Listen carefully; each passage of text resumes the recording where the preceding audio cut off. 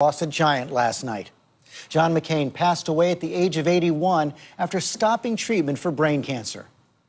He will lie in state in the Arizona Capitol, the U.S. Capitol, then a full-dress funeral at Washington's National Cathedral before his burial at the Naval Academy in Annapolis. This morning, flags flying at half-staff at the White House and the U.S. Capitol. Tributes pouring in from across the country and around the world. Presidents, his colleagues in Congress and the military, and his daughter, Meghan. All that I am is thanks to him. Now that he's gone, the task of my lifetime is to live up to his example, his expectations, and his love. The example John McCain set, extraordinary by any measure. Fighter, maverick, hero. Senator John McCain spent his life in service to the country he loved. His loyalty first and always to his country. He came from military royalty, the son and grandson of admirals. His rebellious streak didn't keep him from the Naval Academy, though he did graduate at the bottom of his class before volunteering for Vietnam as a fighter pilot. On his 23rd mission over Hanoi, shot down and captured by the North Vietnamese. He was beaten, tortured. But when McCain's captors discovered that his father commanded the Pacific Fleet, they offered to release him ahead of fellow prisoners who were captured earlier.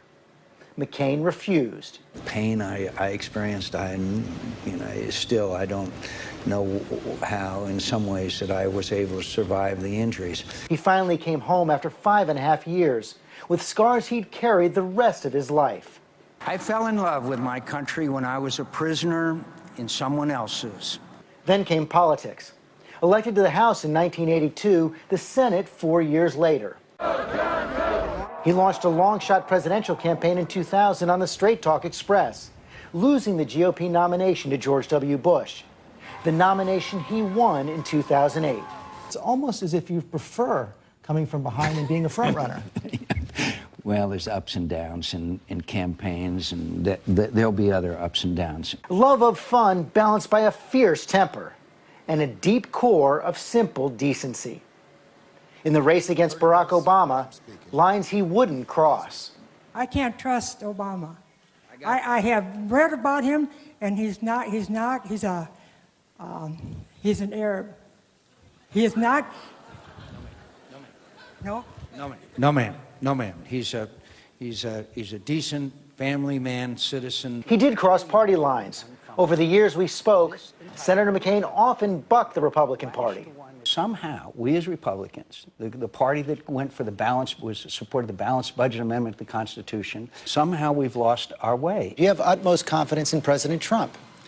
I do not know, George. I do not know. And as he battled brain cancer during his final months in the Senate, he called out his colleagues for partisanship. Both sides have let this happen. Let's trust each other. Let's return to regular order. And cast the deciding vote against repealing Obamacare. In his last major public speech, McCain summed up a lifetime of service. I've had the good fortune to spend 60 years in service to this wondrous land. It's not been perfect service, to be sure.